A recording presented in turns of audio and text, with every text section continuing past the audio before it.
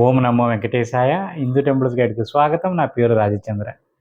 మన ఛానల్ ద్వారా ఎప్పటికప్పుడు తిరుమల తిరుపతి దేవస్థానానికి సంబంధించిన తాజా సమాచారం మీకు అందిస్తుంటామండి. మీరు మొట్టమొదటిసారిగా మన ఛానల్ చూస్తూ ఉంటే సబ్స్క్రైబ్ చేసుకోండి. ఇంతకుముందే మీరు సబ్స్క్రైబ్ చేసుకుని ఉంటే ఎప్పటిలానే లైక్ చేసి ప్రోత్సహించండి. ఈ వీడియో ప్రత్యేకించి వీఐపీ బ్రేక్ దర్శనం గురించండి. చాలామందికి కొన్ని డౌట్స్ ఉన్నాయి. అవి ఏంటంటే వీఐపీ బ్రేక్ దర్శనానికి ఏ విధంగా వెళ్ళాలి, లెటర్ ఏ విధంగా రాయించుకోవాలి, అదేవిధంగా ఎన్ని గంటలకు దర్శనం ఉంటుంది, ఈ లెటర్ అనేది డైరెక్ట్గా తీసుకెళ్ళి ఎక్కడ సబ్మిట్ చేయాలి, ఎన్ని గంటల్లోగా మనం సబ్మిట్ చేయాలి, లెటర్లో ఎంతమంది వరకు ఉండవచ్చు, లెటర్ ఎవరి పేరు మీద ఉందో వారే వెళ్ళి లెటర్ సబ్మిట్ చేయాలా, లేదంటే ఎవరైనా లెటర్ సబ్మిట్ చేయవచ్చా, సో దర్శనానికి ఎంత టైం పడుతుంది, ఏ టైంలో దర్శనం ఇస్తున్నారు, ఇలా చాలా డౌట్స్ అన్నీ ఉన్నాయి. వాటి గురించి చాలా వివరంగా వివరించే ప్రయత్నం ఈ వీడియో అండి.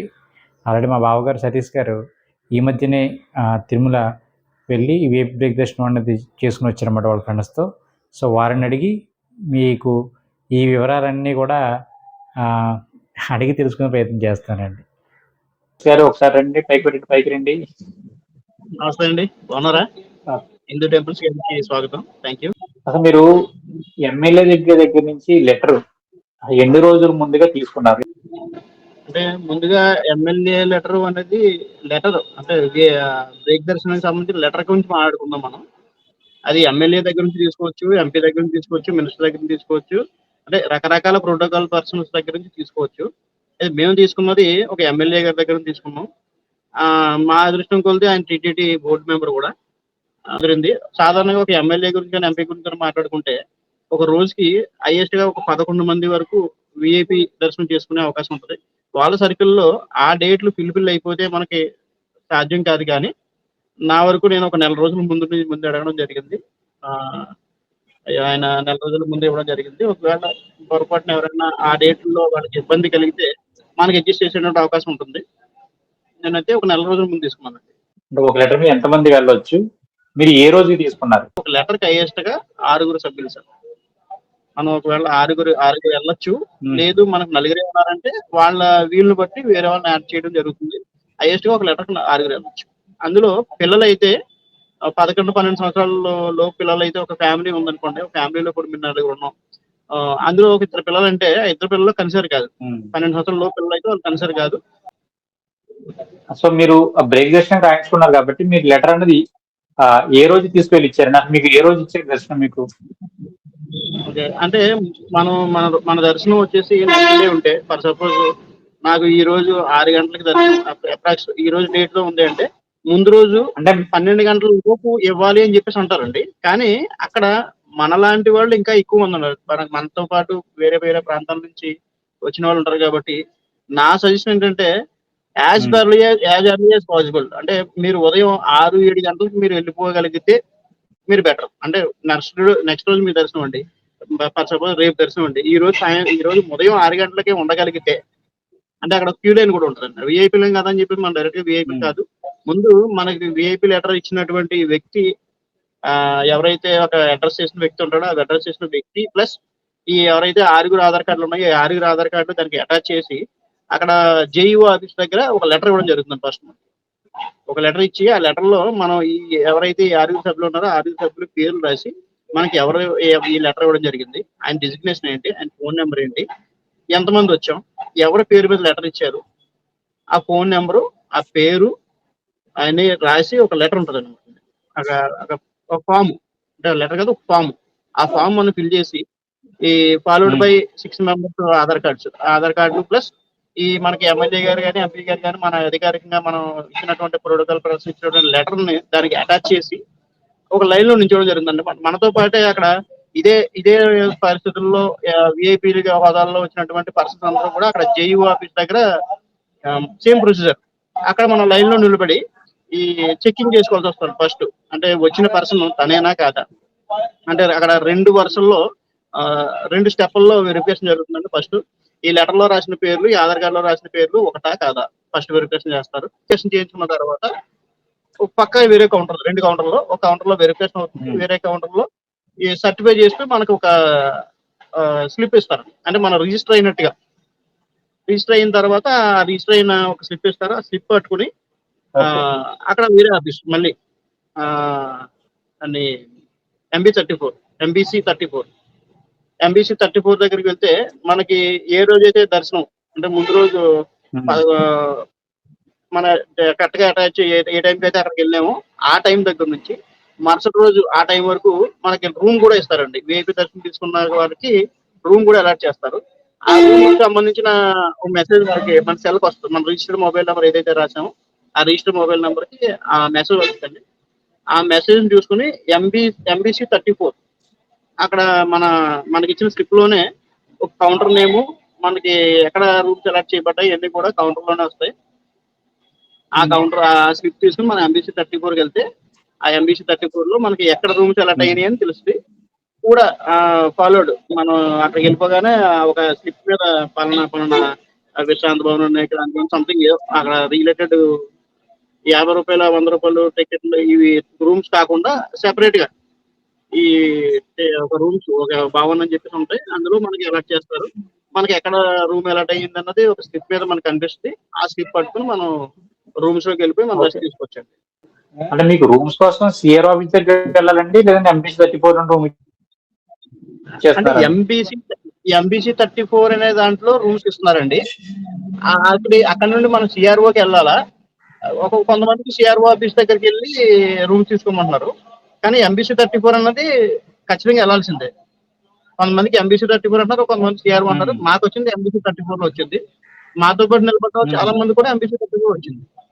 మాకు ఆ దగ్గరలోనే వికాస్ భవన్ లో వచ్చింది అందరికి. సో అక్కడ చెప్తున్నారు మొత్తం మీ రూమ్ కోసం అక్కడ ఎంబీసీ 34 వెళ్ళాలా, సిఆర్ ఆఫీస్ కి వెళ్ళాలా అని వాళ్ళు చెప్తున్నారు. అందులో మనకి ఒక స్లిప్ ఇస్తున్నారండి. మనకి ఎప్పుడైతే స్లిప్ ఇచ్చాడో ఆ స్లిప్ లోనే మనకి ఎంబీసీ 34కి వెళ్ళండి, సిఆర్ఓకి వెళ్ళమని చెప్పేసి దాంట్లోనే ఉంటుందంట ఆ స్లిప్ లోనే. ఆ స్లిప్ ప్రకారం మనం వెళ్ళిపోతే ఇది ఒక గంట 2 గంటల ప్రాసెస్. నేను వాళ్ళు మనకి చెప్పిన లెక్క ప్రకారం ఎవరన్నా అడిగితే ముందు రోజు 12 గంటల లోపు వెళ్ళండి అని చెప్తారు. కానీ నా సజెషన్ ఏంటంటే ముందు రోజు 8 గంటలకే మీరు వెళ్ళగలిగితే వెళ్ళండి గుడ్డు. నేను అక్కడికి వెళ్ళి 9 గంటలకే నా ముందు ఒక 20-30 మంది ఉన్నారు. సో నేనేమనిపించిందంటే 7 గంటలకి వెళ్తే ఇంకా బాగుండేమో, ఇంకా తొందరగా రూమ్ వచ్చింది అనిపించింది. ఎవరి పేరునైతే లెటర్ ఉందో ఆ వ్యక్తి తప్పకుండా ఉండాలా లెటర్ సబ్మిట్ చేసే టైంలో, లేదంటే వేరే ఎవరన్నా వెళ్ళినా పర్వాలేదా? వెరిఫికేషన్ చేసే టైంలో టు బి ఫ్రాంక్ ఉండాలి. అయితే అక్కడ 6 పర్సన్ లో ఎవరైనా వెళ్ళినా సరే వెరిఫికేషన్ చేసే టైప్ లో మాత్రం వెరిఫై చేస్తున్నారు. కానీ అతను ఉన్నాడా లేదా అని అడుగుతున్నారు. ఎందుకంటే మన ఆధార్ నంబర్ ఆల్రెడీ రిజిస్టర్ అయ్యింది కాబట్టి ఇక్కడ ఈ 6 పర్సన్ లో ఎవరికైతే చెకింగ్ చేస్తున్నారో, ఫర్ సపోజ్ నేను ఉన్నాను, నాతో పాటు 6 ఉన్నారు, కానీ లైన్ లో నేను నించోలేదు. అసలు టెస్ట్ చేద్దాం, అసలు 6 పర్సన్ లో ఆపుతారా అన్న విధంగా చెక్ చేద్దాం అన్న పరిస్థితిలో నేను నించోవడం అనేది నా పక్క పర్సన్ నుంచి పెట్టాడు. ఉన్నాడా అని అడిగారు. ఖచ్చితంగా ఇతను ఉండాలండి, ఉన్నాడా లేదా అని అడిగారు. సో రిస్క్ చేయడం ఎందుకు? సో నా సజెషన్ ఏంటంటే ఉండాలి. ఎవరైతే ఎవరి పేరు మీద లెటర్ తీసుకున్నారో ఆ పర్సన్ మాత్రం మ్యాండేట్ అని నేను చెప్తాను. అదే చాలా మంది ఏమంటున్నారంటే ప్రాబ్లం ఎక్కడ వస్తుందంటే, ఈ లెటర్ తీసుకున్న వాళ్ళు మేము మెట్లు ఎక్కి వస్తున్నామండి, మా నాన్నగారు ఉంటారు, ఆయన వెళ్ళి లెటర్ సబ్మిట్ చేయించండి, లేదంటే కనుక వేరే పర్సన్ ఎవరన్నా వెళ్ళి లెటర్ సబ్మిట్ చేయించండి అని అడుగుతూ ఉన్నారు అనమాట. చేయొచ్చు.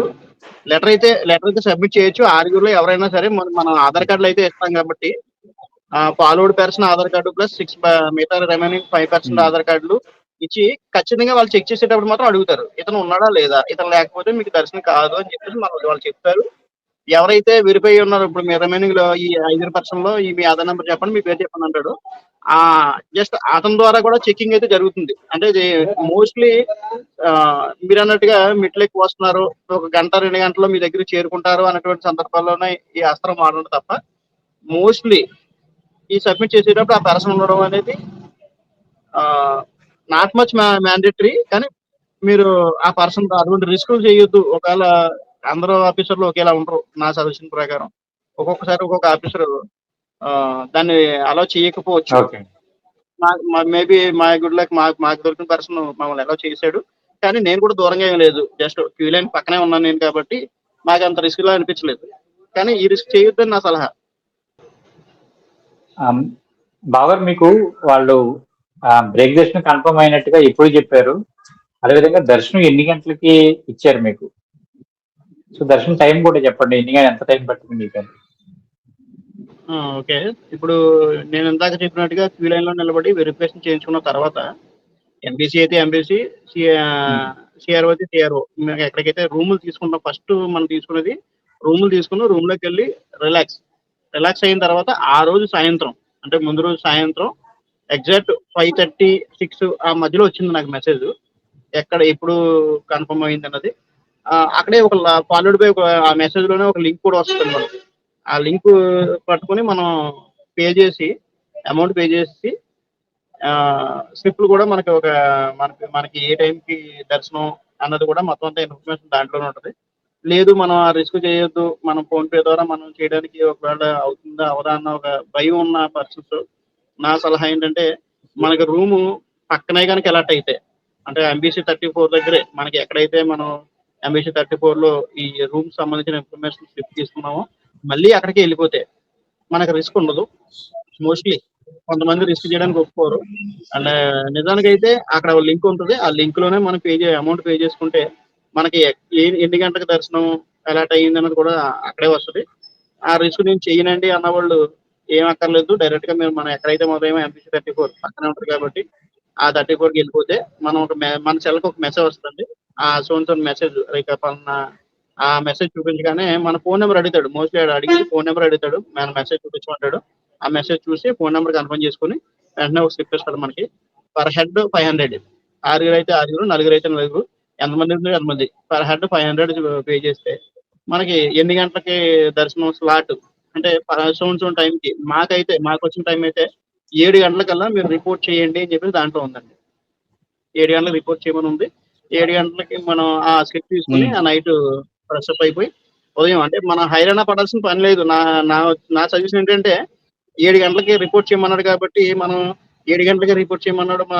ఇంకా తొందరగా రెడీ అయిపోవాలి. మనం 5 గంటలకి, 6 గంటలకి ఉంటే బెటర్ ఏమో అనేటువంటి హైరాణ పడాల్సిన పని లేదు. ఒకవేళ పడితే ఇన్ కేస్ ఆఫ్ ఒకవేళ పడితే బెటరు. అంటే చాలా వరకు మేము 7 గంటలకి దర్శనం కదా అని చెప్పేసి మేము ఏం చేసామంటే ఇంకా తొందరగా ఉంటే మంచిది కదా నాకు 5:30కి లైన్‌లోకి వెళ్ళిపోయాం. 5:30, 6 గంటలకల్లా మేము క్యూ లైన్‌లోకి వెళ్ళిపోవడం జరిగింది. కంపార్ట్మెంట్లు నిండుతాయండి ఫస్ట్. తొందరగా వెళ్ళడం కూడా ప్లస్సే. ఒకవేళ 7 గంటలకు స్లాట్ ఇచ్చాడు కదా అని చెప్పేసి 7 గంటల వరకు మనల్ని రానివ్వడా అన్న క్వెషన్ మార్క్ కూడా లేదు. మీకు అవకాశం ఉంటే 6 గంటలకు వెళ్ళిపోవచ్చు. 5:30 కూడా వెళ్ళిపోవచ్చు. మీరు ఎంత తొందరగా వెళ్తే ఫస్ట్ కంపార్ట్మెంట్‌లో మీరుంటారు. నాకు తెలిసి మేము వీఐపీ కోటాలో ఉమ్, 7 కంపార్ట్మెంట్లు నిండేంత వరకు మనకి దర్శనం కాలేదు. మీరు ఎంత తొందరగా వెళ్ళినా సరే వీఐపీ దర్శనం బ్రేక్ టైమ్ అంటే సర్వదర్శనం ప్లస్ సర్వదర్శనం అయిన తర్వాత 300 దర్శనం, 300 దర్శనం అయిన తర్వాత వీఐపీ దర్శనం. మనం 5:30కి వెళ్ళాం కదా అని చెప్పేసి 5:30కి ఒక అరగంట, గంట కూర్చోబెట్టి మనం వీఐపీలం కదా అంటే టు బి ఫ్రాంక్ నేను నేను నేను ఊహించింది అదే. మనం ఎళ్ళగానే ఆ వీఐపీ అనేసరికి తొందరగా ఆ, దర్శనం అయిపోద్ది. నేను అంటే ఇప్పటివరకు నేను ఎళ్ళలేదు. ఇప్పటివరకు నేను వీఐపీ బ్రేక్ దర్శనానికి ఎప్పుడు ఎళ్ళలేదు. ఆ 300 దర్శనం రూ. 200 దర్శనంకి వెళ్ళాను. సర్వదర్శనానికి వెళ్ళాను. సర్వదర్శనానికి ఇన్ని గంటలు పట్టింది. 300 దర్శనానికి ఇన్ని గంటలు పట్టింది. అదేంటి మరి వీఐపీ బ్రేక్ దర్శనం అయితే ఇంకా అరగంటలో అయిపోవాలి కదా! అన్న ఒక లాజిక్‌తో నేను వెళ్ళడం జరిగింది. అంటే నేను అక్కడికెళ్ళిన తర్వాత నా ఆలోచన తప్పనిపించింది నాకు. ఎందుకంటే రెండిట్లికి వేరియేషన్ ఏంటన్నది నేను దర్శనం చేసుకున్న తర్వాతే తెలిసింది. చాలా వరకు రూ. 300 దర్శనం చేసుకున్నప్పుడు నాకు గంటన్నర, 2 గంటల్లో దర్శనం అయిపోయింది. ఇది వీఐపీ బ్రేక్ కదా! ఇంకా ఎక్స్‌ప్రెస్ వేలో అయిపోద్ది కదా! అని నేను ఊహించాను. కానీ కంపార్ట్మెంట్‌లో నిలడం అనేది రెండిట్లికి ఒకటే. ఉమ్, రెండిటికి వేరియేషన్ ఏంటంటే అక్కడికెళ్ళిన తర్వాత తెలుస్తుంది. నా నా సలహా ఒకవేళ మీకు అవకాశం ఉంటే 7 గంటలకి మీరు 7 గంటలకి వెళ్ళగలిగితే మీకు 7 గంటలు నాకు 7 గంటలకు స్లాట్ ఇచ్చాడు. 7, 7:30 కూడా మీరు రిపోర్ట్ చేయొచ్చు నో ప్రాబ్లమ్. బిలో రిపోర్ట్ చేయొచ్చు. 7, 7:30 కూడా రిపోర్ట్ చేయొచ్చు. ముందెళ్తే ఖచ్చితంగా మనకి ఉమ్, రిపోర్ట్ చేసిన టైం దగ్గర నుంచి మినిమమ్ గంట. మనకు ఫర్ సపోజ్ అక్కడ రిపోర్టింగ్ టైమ్ 7 అని ఇచ్చాడు. 7 గంటలకు మనం రిపోర్ట్ చేస్తే కనీసం గంటన్నా వెయిట్ చేయాల్సిన పరిస్థితి ఉంది. లేదు మనం 5 గంటలకి రిపోర్ట్ చేసుకుంటే అప్పుడైనా 7 దాటిన తర్వాత మన స్లాట్ ప్రకారం మన స్లాట్ అయిన తర్వాత ఒక వీఐపీ దర్శనానికి ఒక టైం ఓకే. అక్కడ ఆపుతుంది. సర్వదర్శనాన్ని రూ. 300 దర్శనం ఎక్కడో అయిపోయిన తర్వాత ఆపి మళ్ళీ వీఐపీలు పంపుతారు. నేను అక్కడికెళ్ళి ఊహించింది ఏంటంటే నేను వీఐపీని కదా! నన్ను ముందు ఉమ్, అవగొట్టేసి తర్వాత వేరే వాళ్ళని అవగొడతారేమో నేను ఒక భ్రమపడం జరిగింది. కానీ నా ఒపీనియన్ తప్పని తర్వాత అక్కడ తెలిసింది. అది మిమ్మల్ని ఎక్కడి వరకు తీసుకెళ్ళారు విఐపీని ఇదే మోస్ట్లీ ఇంపార్టెంట్. ఇక్కడ వేరియేషన్ మోస్ట్ ఇంపార్టెంట్ విషయం కూడా ఇదే. నేను కంపార్ట్మెంట్ లోకి వెళ్ళింది అయితే 6 గంటలకు వెళ్ళాను. 7 గంటల రిపోర్టింగ్ టైం ఇచ్చారు. నేను 6 గంటలకే ముందుగా ఒక గంట ఉంటే మంచిది కదా అని చెప్పి నేను వెళ్ళిపోవడం జరిగింది. నేను దాదాపు 2 గంటలు పైబడి వెయిట్ చేశాను. ఏముంది అంటే విఐపీ కదా, 2 ఒకటే కదా, ఒకలాగే ట్రీట్ చేస్తున్నారు కదా అన్న ఒక చిన్న ఫీల్ ఇక్కడ అయితే ఉండిపోయింది. కానీ ఎప్పుడైతే మనం లోపలికి వెళ్ళిన తర్వాత సర్వదర్శనానికి 300 రూపాయల దర్శనానికి కూడా ఇద్దరికి ఒక చోట నుంచి మనల్ని దేవుడు ఇలా కనిపించి గరుగ్మంతుడు దగ్గర నుంచి జస్ట్ కొంచెం వెళ్ళిన తర్వాత లెఫ్ట్ పంపించేస్తారు. గడప దగ్గర వరకు కూడా మనకు అవకాశం ఉండేటువంటి అవకాశం లేదు. కానీ ఈ దగ్గర నుంచి పంపించేస్తారు. రైట్. కానీ ఇక్కడ విఐపి బ్రేక్ దర్శనం ఒక స్పెషల్ ఏంటి అంటే అక్కడ నుండి మనం చూస్తూ స్వామివారికి మనకి ఇంచుమించు ఒక 30 అడుగులు నేను ఊహించింది. ఒక 30 అడుగులు 30-40 మధ్యలో ఉండొచ్చేమో. కానీ విగ్రహం మొత్తం సాష్టాంగం కనిపించేటువంటి అవకాశం. ఈ గరుగ్మంతుడి దగ్గర నుంచి ఇక్కడ వరకు సాధారణ దర్శనంలో క్షణాల్లో మనం దేవుడు చూడగలం. నేను ఇప్పుడు ఒక 5-6 సార్లు వెళ్ళాను నేను తిరుపతి. క్షణాల్లో మాత్రమే చూడగలిగాను. కానీ ఎప్పుడైతే ఈ విఐపి బ్రేక్ దర్శనం ద్వారా నిమిషాల్లో చూడగలిగాను. అంటే నేను ఏదో గంటల తరబడి అక్కడ కూర్చుండిపోయినా నేను చెప్పను, కానీ మోస్ట్లీ నిమిషాల్లో దర్శనం చేసుకున్నాం.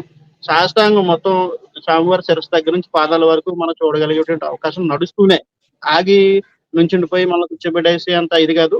మేబీ అది సేవలో జరిగిద్దేమో. భగవంతుడు ఆ సేవ అవకాశం కూడా నాకు భవిష్యత్తులో ఇస్తాడని ఆశిస్తున్నాను.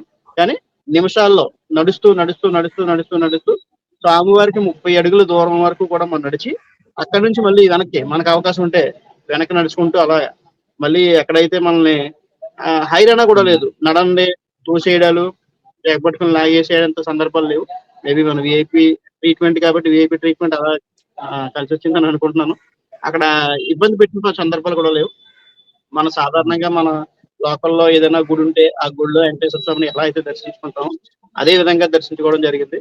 అది నిజంగా ఒక అదృష్టంగా భావిస్తున్నాను. సూపర్ అండి. సో విన్నారు కదా, చూసిన వాళ్ళు మా బాబు గారు చాలా ప్రతి విషయాన్ని కూడా గుర్తుపెట్టకుండా అన్ని వరుసగా చెప్పుకుంటూ వచ్చారు. ఇవన్నీ మీకు బాగా ఉపయోగపడుతాయి అనుకుంటున్నాను నేను. థ్యాంక్ యూ బాబు. తప్పకుండా అండి. ఇప్పుడు మాకు ఒక థ్యాంక్ యూ, ధన్యవాదాలు.